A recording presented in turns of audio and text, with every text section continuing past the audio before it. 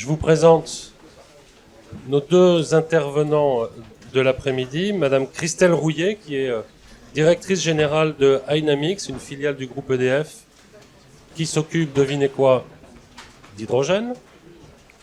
Bizarre. Et Franck Le Baron, qui est du groupe Hydrogène et Deputy Vice President d'Engie, groupe Hydrogène. Et vous nous direz précisément l'un et l'autre, en démarrant vos interventions, de quoi il s'agit, de quoi vous vous occupez précisément. Avant de leur donner la parole, je vous propose que nous regardions dans notre collection ministérielle notre deuxième vidéo de ministre, Madame Agnès Pannier-Runacher, ministre de la Transition énergétique, qui tenait aussi à vous dire un mot d'encouragement. Chères étudiantes, chers étudiants, alors que vous lancez aujourd'hui la première convention scientifique étudiante sur l'hydrogène, je tiens à saluer les volontaires de l'Association des ingénieurs et scientifiques de France qui, je le sais, ont travaillé d'arrache-pied pour rendre ce moment possible. Face à l'enjeu du dérèglement climatique, notre pays a une stratégie. Elle repose d'une part sur la baisse de la consommation d'énergie et d'autre part sur l'augmentation de la production d'énergie décarbonée. Elle suppose aussi d'activer tous les leviers disponibles qui nous permettront d'accélérer notre transition et la sortie des énergies fossiles, avec en ligne de mire la neutralité carbone d'ici 2050. Face à cet immense défi, celui du siècle, celui de l'amélioration du quotidien de votre génération et de celle à venir, l'hydrogène décarboné fait évidemment partie des solutions. Sur ce sujet, grâce à la stratégie nationale engagée dès 2020, nous avons structuré une véritable filière industrielle en France avec notamment plus d'une centaine de projets de recherche et développement, d'industrialisation des équipements et de production d'hydrogène décarboné soutenus par le gouvernement. Et nous disposons en France de nombreux atouts pour continuer de développer les différents maillons de la chaîne de valeur de l'hydrogène. Un mix électrique compétitif et décarboné à 90%, des talents que l'on nous envie à l'international et des dispositifs de soutien puissants, notamment dans le cadre du programme France 2030. Ce sont en effet 9 milliards d'euros que nous investissons en faveur du développement de la filière hydrogène bas carbone sur notre territoire. Pour poursuivre ce travail, nous présenterons prochainement avec mon collègue Roland Lescure une nouvelle stratégie nationale pour l'hydrogène. Elle est le fruit d'un long travail de concertation avec l'ensemble des acteurs, mais cette stratégie ne sera pas une fin en soi. De nombreuses questions politiques, scientifiques, techniques continueront de se poser sur le développement de l'hydrogène bas carbone. Je me réjouis donc de voir des étudiants prendre en main ce sujet, organiser des débats d'experts, chercher à se faire leur propre avis et à bâtir des recommandations sérieuses. C'est important que ceux qui s'engagent dans des parcours d'ingénieurs et de scientifiques interrogent nos usages énergétiques de demain, qu'ils soient pleinement partie prenante d'une transition et de décisions qui les concernent au premier chef, car ce sont eux demain qui auront à vivre avec ces décisions, des décisions qui n'ont rien d'évident. J'en profite d'ailleurs pour vous dire que nous avons besoin de vous, de vos talents dans les métiers de la transition. Les ingénieurs et les scientifiques que vous êtes sont plus qu'attendus pour les grands projets énergétiques que nous lançons durant cette décennie. Qu'il s'agisse de la relance du nucléaire, du développement massif des énergies renouvelables, de l'adaptation de nos réseaux, ou tout simplement du pilotage de l'efficacité énergétique de notre pays. Oui, pour tout cela, nous avons besoin de vous et de votre engagement. Alors encore, un immense bravo pour cette initiative. Je compte sur vous pour garder votre rigueur scientifique et technique comme boussole de vos réflexions sur le développement de l'hydrogène bas carbone. Et retrouvons-nous dans quelques mois pour la présentation de vos propositions. Très belle convention à toutes et tous. Avec le jingle qui va bien. Bon, en tout cas, c'était une invitation, ça, hein, vous avez entendu. On se retrouve dans quelques mois. Donc, nous nous retrouverons, vous vous retrouverez avec les ministres dans quelques mois pour... Formidable, ça marche du premier coup, génial. Je vous donne la parole en premier, Madame Rouillet. Donc bonjour à tous. Merci beaucoup d'abord de me convier à cette convention scientifique étudiante.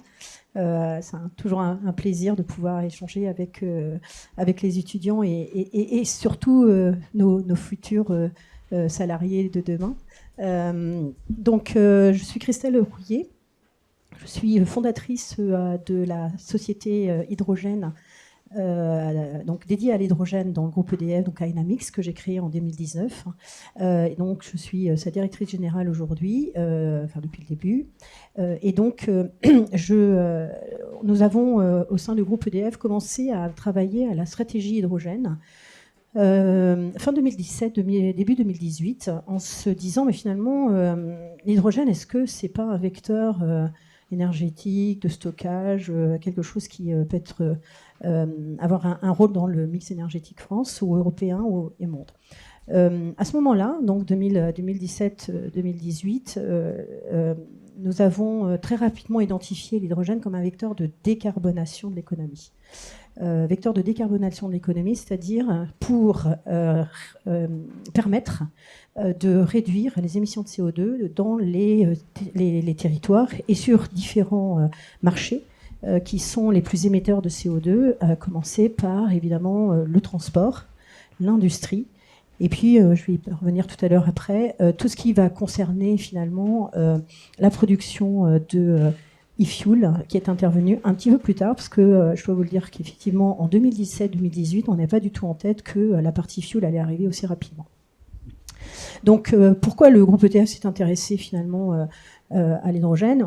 D'abord, c'était effectivement assez naturel de se dire c'est un relais de croissance finalement pour le groupe EDF, à condition évidemment que cet hydrogène soit produit à partir d'électrolyse de l'eau et à partir d'électricité bas carbone et ou renouvelable. L'origine de l'électricité est très importante, on va y revenir.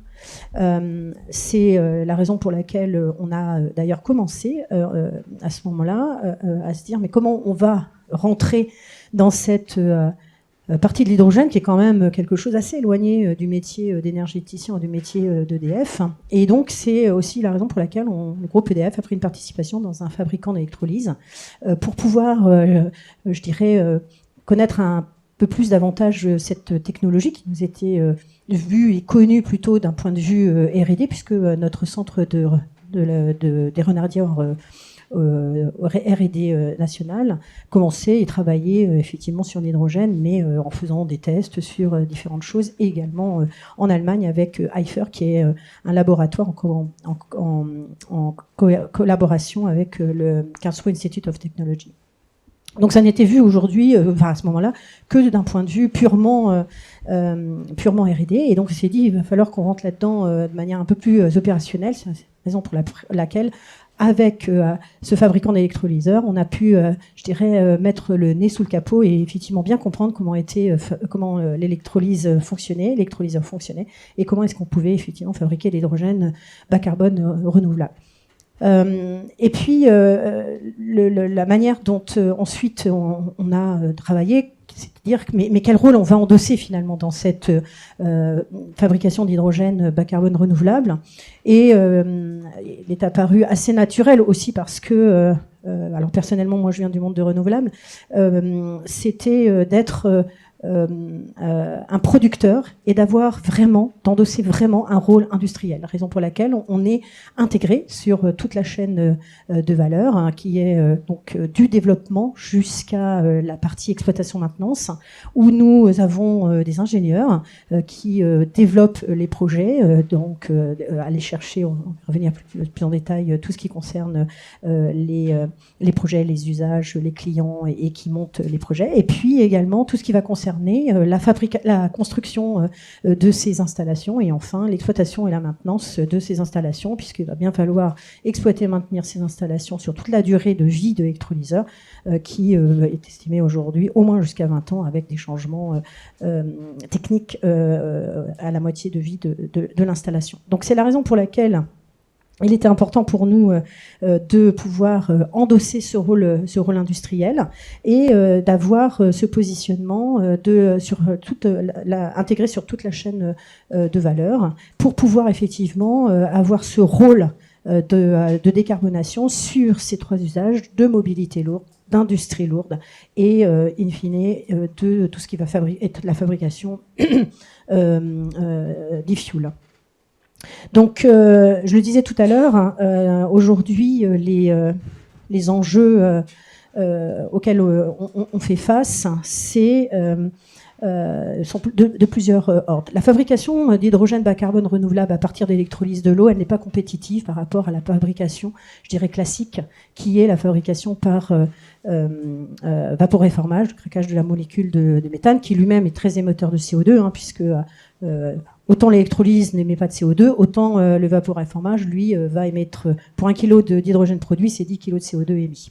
Donc, c'est aujourd'hui la raison pour laquelle Madame la ministre a évoqué un certain nombre en fait d'une stratégie hydrogène et derrière évidemment des programmes de subvention publiques qui nous permettent effectivement d'aller rechercher ces programmes de subvention publiques, soit en France, soit en Europe, pour permettre d'être à un niveau à peu près compétitif avec l'hydrogène gris. Donc, pour quelques chiffres, l'hydrogène gris aujourd'hui chez des industriels qui ont besoin d'hydrogène, comme par exemple les raffineries pour désulfuriser, comme par exemple les chimistes, quand il faut fabriquer de l'ammoniac, dans l'ammoniac vous avez NH3, vous avez de l'hydrogène. Quand il faut aller fabriquer dans la chimie, où vous avez besoin d'hydrogène pour différents types, notamment plastiques et pas que.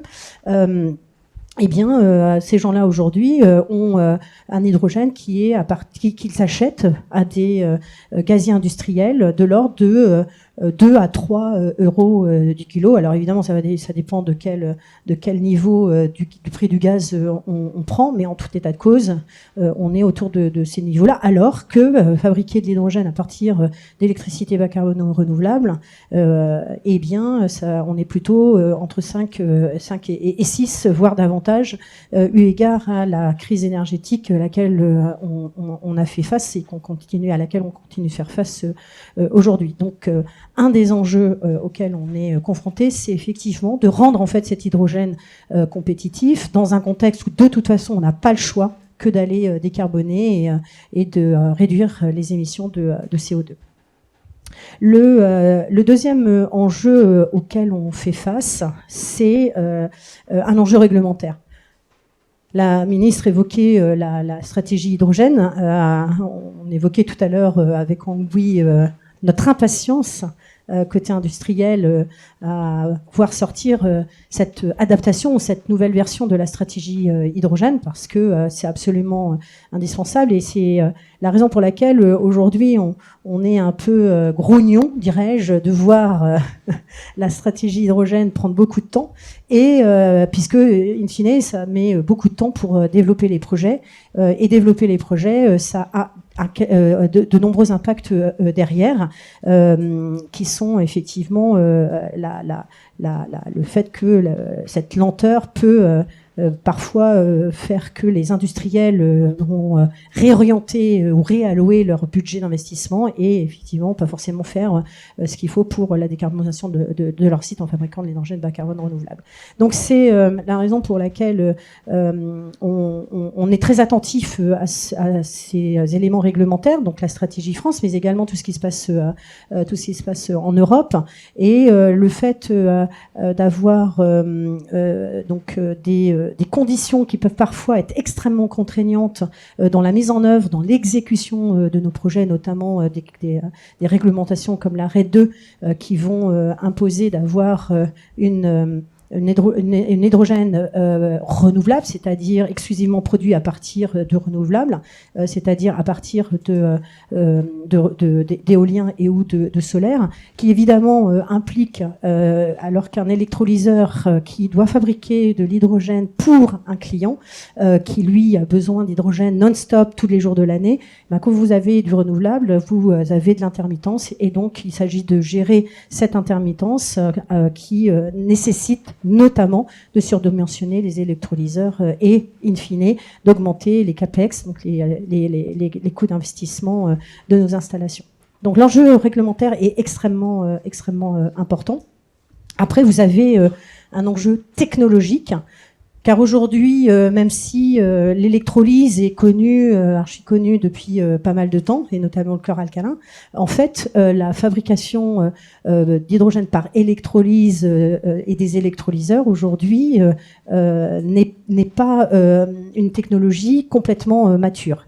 les fabricants d'électrolyseurs, qu'ils soient français, européens, américains, rencontrent dans le passage à l'échelle quelques difficultés. C'est à peu près acquis d'avoir un électrolyseur de 1 à 5 mégawatts.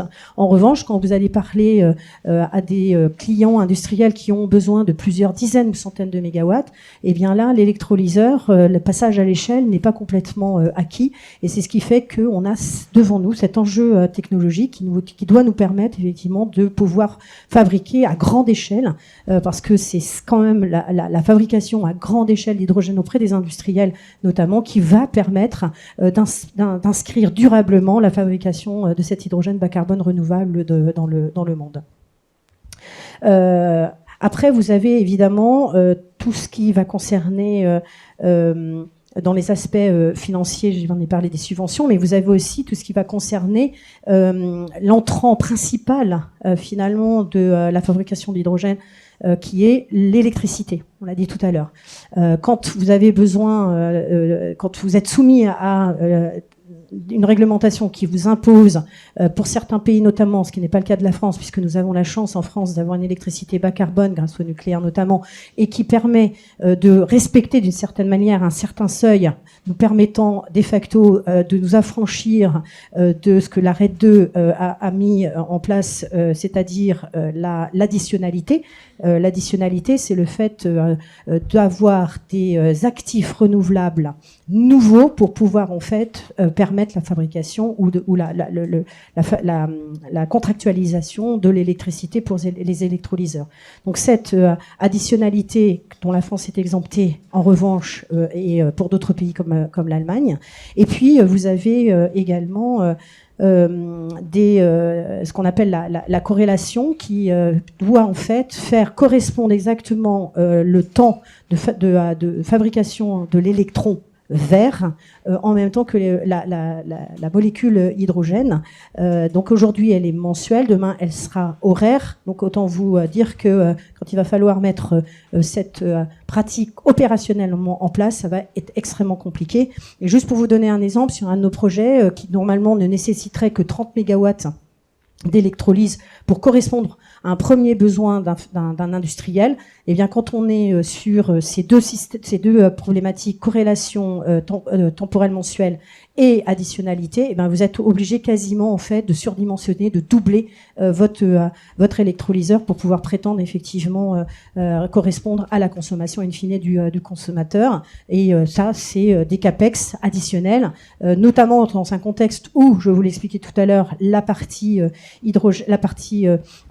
passage à l'échelle n'est pas là. Et quand on attendait des coûts de fabrication ou de l'électrolyseur à un demi-million d'euros par mégawatt, eh bien aujourd'hui on est plutôt à 1,5 million d'euros par mégawatt. Donc autant vous dire que la rentabilité des projets dans ces conditions-là est assez compliquée, d'où la nécessité, des aides publiques aux investissements, donc au CAPEX, et des aides publiques.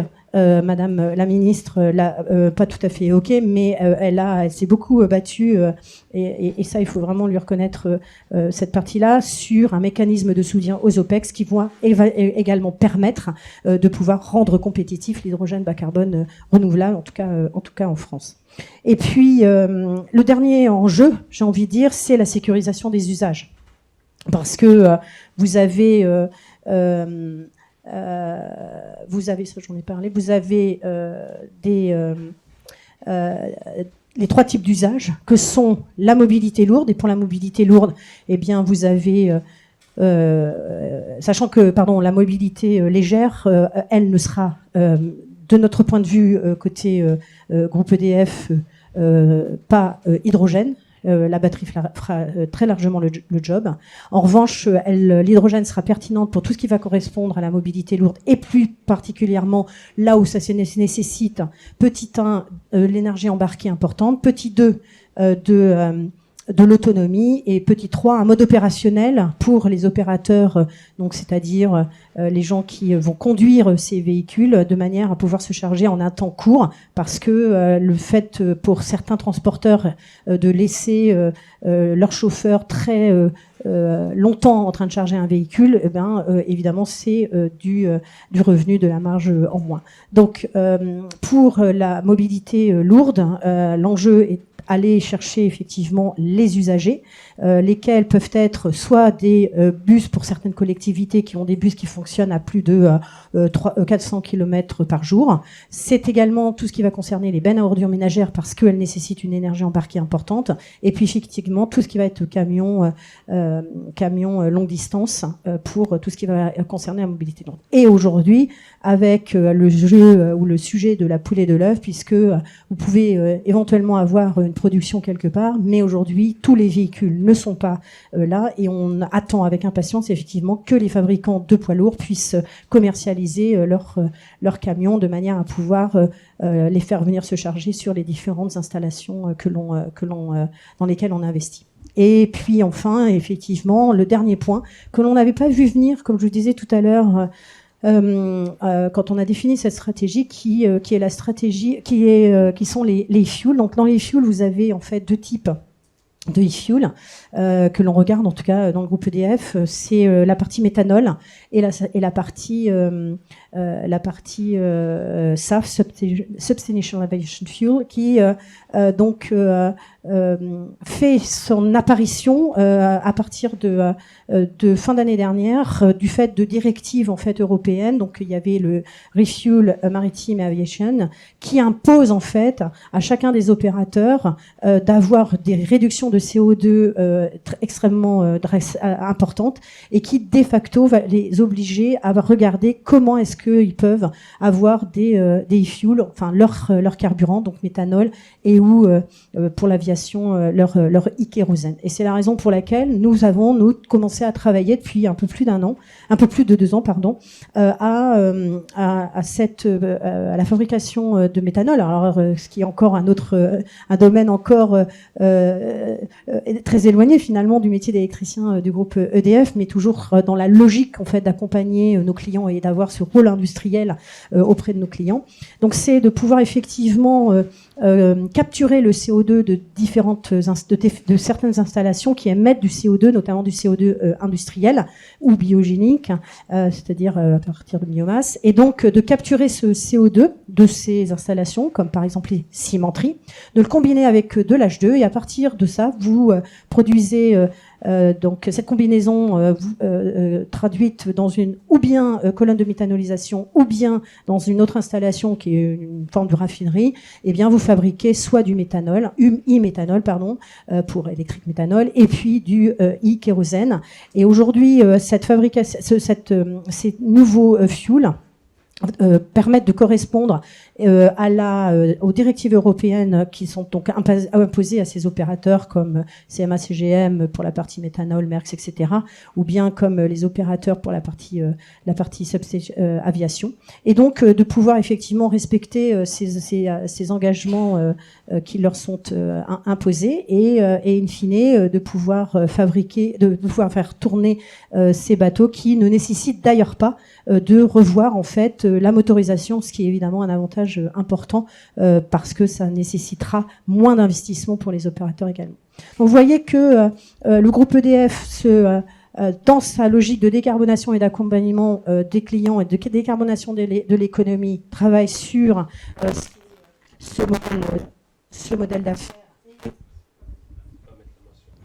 modèle d'affaires et les clients et les 3 marchés que nous adressons dans une logique d'investissement. Donc vous voyez, c'est plusieurs milliards d'investissements d'ici 2030 pour tous les projets dont je vous ai parlé, et avec ces 4 enjeux fondamentaux qui sont face à nous, qui font que le développement des projets n'est pas facile. Pour autant, ce qu'il faut que vous ayez en tête, c'est que, en tout cas, les jeunes de chez moi, j'ai beaucoup de jeunes, j'ai beaucoup de jeunes qui commencent leur stage et qui sont embauchés chez moi.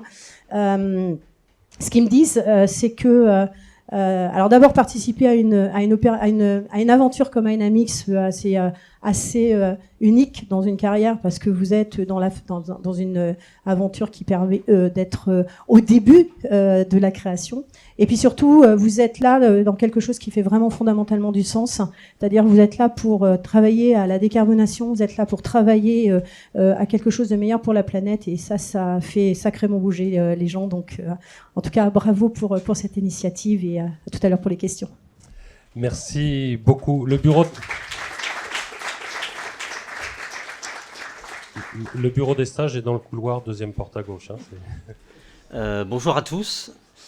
On s'est parlé avec Christelle parce qu'on se connaît bien, mais on ne s'est pas complètement alignés. Ceci dit, deux choses. Nous, chez Engie, on est d'accord avec tout ce qu'elle a dit tout à l'heure. Donc, je ne reviendrai pas sur ce qu'elle a dit. Mon approche va être un peu complémentaire, en fait. Donc merci d'avoir invité Engie à cette convention. On est très content de participer. Moi, personnellement, je suis toujours content. Et en particulier, moi, je suis content de voir des étudiants qui s'intéressent à ce sujet parce que je sais que ce n'est pas familier. Et c'est important. On compte sur vous parce qu'aujourd'hui, c'est un mot que Christelle n'a pas utilisé. Les sujets autour de l'hydrogène, ce n'est pas encore mature. Il y a du boulot. Il y a des défis. Et en fait, on est au début d'une aventure extraordinaire. Et ça, c'est assez sympa. Donc, on compte sur vous parce qu'il y aura besoin dans la finance, dans la technique, etc. Ça sera passionnant. Donc, moi, je suis chez Engie. Alors, la directrice hydrogène du groupe Engie n'était pas disponible cet après-midi. Je suis son adjoint, donc il faudra faire avec. C'est comme ça. Comme ça, moi, il y a la parité. Voilà. L'hydrogène, avant de parler d'Engie, l'hydrogène, on en parle beaucoup en ce moment. Mais en fait, l'hydrogène, il n'y a rien de nouveau. L'hydrogène, c'est utilisé depuis des décennies dans l'industrie.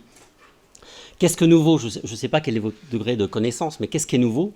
C'est que maintenant, on est capable de fabriquer de l'hydrogène renouvelable ou bas carbone, et que dans les années qui viennent, le coût entre cet hydrogène renouvelable et bas carbone et le coût de l'hydrogène sale, on va dire qu'on appelle l'hydrogène gris, ça va s'équilibrer, et du coup, on pourra décarboner la planète. Donc c'est ça qui est nouveau. C'est pour ça qu'il y a eu une sorte d'excitation depuis quelques années autour de l'hydrogène.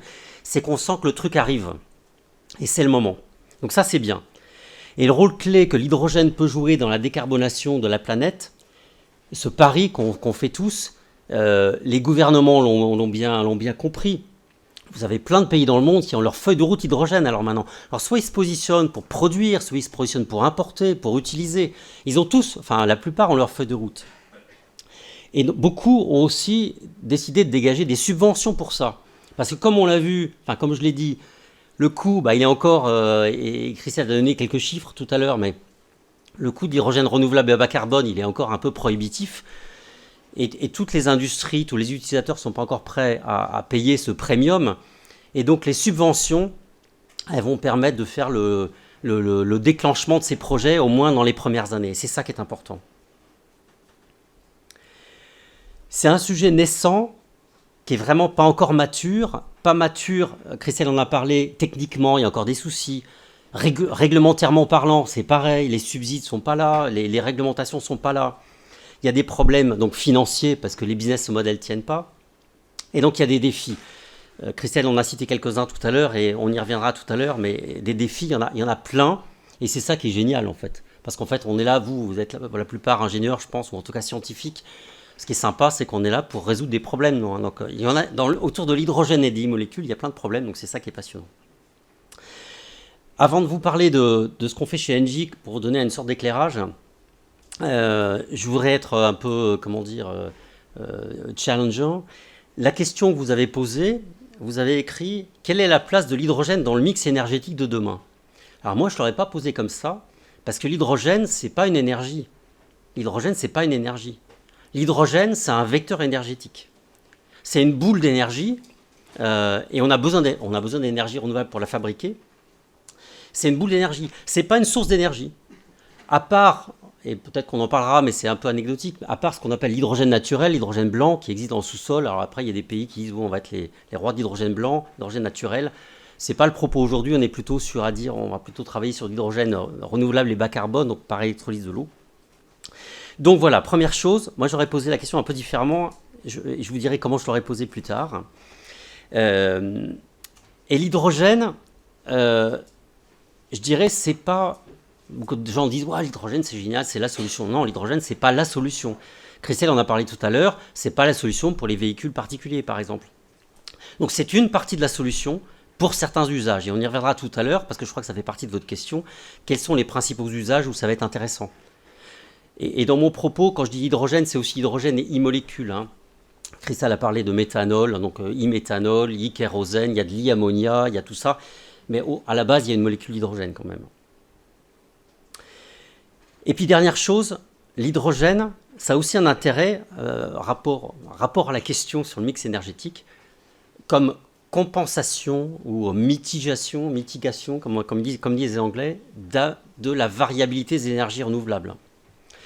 Et je dis variabilité des énergies renouvelables, je ne sais pas si vous êtes spécialiste, mais en général on parle d'intermittence. En fait, nous, chez Engie, on aime bien parler de variabilité, parce qu'en intermittence, on a l'impression qu'on subit, qu'on ne sait pas prévoir. Intermittence des énergies renouvelables. On sait prévoir, alors plus ou moins quand il y aura du soleil, quand il y aura du vent, on sait un peu anticiper. Donc on appelle ça variabilité. Et cette variabilité, on se dit que quand on a un excédent d'énergie renouvelable, on peut le stocker sous forme d'hydrogène. Et contrairement à la batterie, ça stocke en large quantité pour des longues durées. Donc intersaisonnabilité par exemple. Donc ça, dans la réponse à votre question autour du mix énergétique, je pense que c'est intéressant d'aborder ce sujet de la compensation ou de la variabilité des énergies renouvelables. Et dernière chose, on parle beaucoup d'hydrogène pour la décarbonation. Alors oui, c'est une solution pour la décarbonation, mais n'oubliez pas que ce n'est pas que ça, parce que quand vous mettez de l'hydrogène dans une pile à combustible, vous n'émettez que de la vapeur d'eau. Et donc quand on dit vapeur d'eau, c'est déjà zéro carbone, donc décarboné, zéro émission, zéro bruit, zéro odeur, zéro vibration, un confort. Donc au-delà d'hydrogène pour la décarbonation, n'oubliez pas l'hydrogène pour la qualité de vie aussi, notamment dans les villes, quand on voit que les villes investissent pour la décarbonation de leur flotte de bus, par exemple, ou de leur benne à ordures. Alors maintenant, chez Engie, rapidement, pour vous comprendre pourquoi on s'est mis là-dedans, mais on s'est mis là-dedans à peu près en même temps que EDF, et pour les mêmes raisons. Chez Engie, on a... vous aurez la slide, je ne reste pas dessus, mais on a 4 principales activités pour ceux qui ne savent pas. Donc la production d'énergie renouvelable, éolien solaire, mais aussi hydraulique, il ne faut pas oublier l'hydraulique. Ce qu'on appelle network chez nous, c'est-à-dire les infrastructures gazières, donc les pipelines et les stockages souterrains. Et vous verrez un peu plus tard cet après-midi mes collègues Damien Raveau et Geoffroy Anger qui représentent Storengy, notre filiale de stockage souterrain et de pipeline GRT Gaz. Ils interviendront et donc ils feront un focus sur le stockage et le transport d'hydrogène. C'est un sujet passionnant. Ce qu'on appelle Energy Solutions chez nous, c'est les solutions pour les territoires ou les entreprises. Et là, ça sera le sujet des hydrogène refueling stations qui sera là. Et puis Flexible Generation, donc là, c'est la production. Alors, tout comme EDF ou Dynamics, on veut être le long de la chaîne de valeur de l'hydrogène. C'est-à-dire de la production, en passant par le stockage, d'indiquer les pipelines et aussi les usages. Ça me permettra de dire un mot des usages, parce que ça fait partie de votre question. Dans les différentes... un des avantages compétitifs d'Engie, c'est qu'on connaît bien les énergies renouvelables, parce qu'on en produit nous-mêmes. Donc, comme on parle surtout d'électrolyse de l'eau, voilà, il y a cette partie énergie renouvelable importante. Dans la production d'hydrogène, Christelle l'a évoqué, il y a plusieurs façons de produire de l'hydrogène. On va se focaliser sur l'électrolyse de l'eau, mais vous avez d'autres méthodes, la pyrolyse de méthane, vous avez le carbone capture avec SMR, c'est-à-dire ce qu'on appelle l'hydrogène bleu. Donc évidemment, dans un groupe comme Engie, on a Engie New Ventures qui regarde des startups qui sont dans ces domaines-là. On a aussi notre recherche et développement. Mais on va se focaliser plutôt sur l'électrolyse parce qu'on se dit que pour que ce soit complètement vertueux, cet hydrogène, il faut qu'il soit fabriqué à partir d'électricité bas carbone ou renouvelable. Donc stockage, plusieurs façons de stocker, mais le stockage souterrain, et mes collègues en parleront cet après-midi, c'est clé. C'est clé pour gérer l'intermittence et la flexibilité. Le transport, plusieurs façons de transporter l'hydrogène. On va se focaliser chez Engie sur les pipelines, évidemment. Mais n'oublions pas que cet hydrogène, il sera un jour transporté de pays producteurs à pays consommateurs.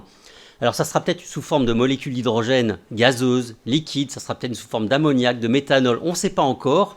On voit bien qu'il y a des paris qui sont faits par des compagnies comme Maersk, CMA, CGM, etc. Quelle va être la molécule que les bateaux vont transporter et quelle sera la molécule qui sera dans le moteur, ou au moins dans le... C'est passionnant ce qui se passe actuellement, mais on n'a pas la solution. Et maintenant un mot sur les usages. Christelle en a parlé tout à l'heure, la mobilité lourde, la mobilité légère, non, intensif peut-être, oui, les taxis, on voit les taxis, c'est intéressant parce qu'il y a du volume, mais ça sera plutôt pour les trains, les bateaux, les avions, et on a vu une accélération depuis 1 an, notamment dans l'aviation. Et puis évidemment l'industrie. L'industrie, beaucoup d'industries s'intéressent à l'hydrogène, sous plusieurs axes. Ça peut être une industrie qui utilise déjà de l'hydrogène gris et qui se dit il faut que je me verdisse pour décarboner, une solution. Et après, vous avez des industries qui disent l'hydrogène peut être une solution complémentaire, c'est un autre usage. Et donc, on entend souvent parler de toujours les mêmes secteurs, hein. Raffinerie, cimenterie, métallurgie. Et c'est là où vraiment il faut mettre l'énergie sur ces grands consommateurs. Ça ne sert à rien de proposer de l'hydrogène à n'importe qui. Il faut vraiment se focaliser là où ça décarbone le plus. Un mot de la stratégie qu'on a chez Engie. Comme on se focalise sur l'hydrogène renouvelable, on va s'intéresser à des géographies où il y a de l'énergie renouvelable, abondante et si possible pas trop chère. Donc on sélectionne ces pays-là et aujourd'hui on travaille dans une quinzaine de pays. Donc typiquement Brésil, Chili, quelques États des États-Unis. Vous avez évidemment Afrique du Sud, Maroc, Égypte, Émirats Arabes Unis, Oman, et puis Arabie Saoudite. Et puis en Europe, certains pays qui ont du vent ou du soleil. Alors du vent, les Pays-Bas par exemple, du soleil, Espagne, Portugal. Voilà, une quinzaine de pays. Après, en deuxième lieu, on va regarder, est-ce qu'on a ce qu'on appelle des off-takers, donc des clients industriels principaux. On va en ancrer un qui va s'engager à nous, par exemple 50% de la consommation. Il en faut un avec lequel on va co-développer le projet. Quitte à après, en 3, avoir des hubs multi-usages, offrir cet hydrogène qu'on va produire quelque part à d'autres usages, d'autres industries, voire de la mobilité. Hein, donc idéalement, ça sera des hubs multi-usages. Et puis, dernière chose pour Engie, pour comprendre un peu ce qu'on veut faire, le long de la chaîne de valeur, donc production. Donc on a une ambition à 2030 de produire 4 gigawatts d'électrolyse dans les 15 pays dont je vous ai parlé. Évidemment, on aimerait faire des choses en France, mais voilà, on a des projets français qui avancent, mais qui sont un petit peu lents. Donc les premiers projets qu'on a lancés, c'est Afrique du Sud et Australie. Afrique du Sud, il est opérationnel depuis mai 2022. Un petit électrolyseur de 3,5 MW, c'est tout petit, mais au moins on apprend. Parce que vous avez plein d'acteurs qui disent ouais, on fait du gigawatt, on va faire du gigawatt. Aujourd'hui, il n'y a personne qui a fait ça. Et en Australie, on construit actuellement un 10 MW. C'est déjà pas mal, on apprend beaucoup. Donc 4 gigawatts. En infrastructure, Geoffroy et Damien en reparleront certainement cet après-midi. On aimerait avoir 700 km de pipeline dédiés. Alors on parle de blending, parfois on met un peu d'hydrogène dans des conduites, mais là nous on veut des pipelines dédiés. Ça va permettre de lier la production et la consommation, connecter les hubs. Un jour ou l'autre, il y aura des réseaux de pipelines dédiés à l'hydrogène. Et puis 1 TWh de stockage souterrain. Si vous regardez la presse, vous verrez qu'au mois de septembre, on a inauguré un projet qui s'appelle Hipster dans le sud de la France, qui est un projet, une première mondiale, où on injecte de l'hydrogène dans une cavité saline. Et tout ça, c'est pour tester le stockage d'hydrogène à terme, parce qu'il y aura besoin de tout ça. Et tout à l'heure, Christelle parlait des défis qu'il y a aujourd'hui. Il y a un manque d'investissement et de subventions autour des infrastructures. Et à un moment ou à un autre, il faudra connecter tout ça. Donc il faut absolument développer les pipelines et les stockages. Dernière chose, la mobilité. Chez Engie, vous savez, pour ceux qui conduisent, on n'a pas de station-service sur les autoroutes ou autres. Hein, c'est plutôt du Shell, du Total Energy, du BP. Mais en fait, comme ces grands acteurs ne développent pas ça aujourd'hui, on a décidé, nous, d'accompagner les territoires. Et c'est pour ça que, par exemple, pour des agglomérations, des villes, des régions, on le fait en Auvergne-Rhône-Alpes. Le 4 décembre, vous verrez, on inaugure en présence de personnalités une station qu'on a construite sur l'aéroport de Toulouse pour alimenter les Toulouse-Blagnac, les bus de l'aéroport. Et c'est une première étape. Donc ça, c'est pour accompagner les territoires. Donc à terme, on aura 100 refueling stations plutôt en France. Voilà. Et puis, dernière chose, parce que je vois que je suis bavard, mais on reviendra au défi tout à l'heure. Je voudrais juste, en conclusion, vous dire oui, l'hydrogène va jouer un rôle. Alors l'hydrogène et ses dérivés va jouer un rôle dans la décarbonation, hein, pas dans le mix énergétique, hein, vous l'avez compris, mais donc va jouer un rôle à plusieurs niveaux. Moi, ce que je dis souvent, c'est que l'hydrogène, c'est le meilleur ami des renouvelables. En fait, ils ont besoin l'un de l'autre, hein. L'hydrogène a besoin des énergies renouvelables pour être fabriqué. Les renouvelables vont avoir besoin d'hydrogène pour être stockés. Et grâce à l'hydrogène, donc on parle de décarbonation, on parle d'environnement, de qualité de vie, on parle d'innovation, on parle de création d'emplois. Donc pour vous jeunes, c'est assez excitant.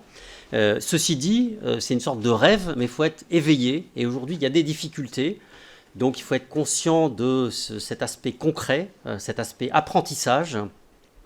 Et puis dernier message, je ne sais pas si vous savez, mais donc il y a à peu près 60 ans, la France a été précurseur dans le lancement des chaînes du GNL, du gaz liquéfié, entre la France et l'Algérie. Donc Cocorico, on a fait des trucs géniaux, hein, il y a 60 ans. Moi je pense que la France aujourd'hui a tous les atouts, parce qu'il y a énormément de similitudes entre le GNL et l'hydrogène. On a une nation qui a une grande connaissance du gaz, des énergies renouvelables. Il y a vraiment tout à faire dans cet hydrogène. On aura besoin dans les années à venir de vos énergies pour finaliser les business models, fiabiliser la technique, monter à l'échelle. Donc ça, c'est passionnant. Donc, certes, on a besoin de l'hydrogène, mais l'hydrogène a besoin de vous. Donc, welcome. Et en tout cas, ravi de répondre à vos questions dans les minutes qui nous restent. Merci.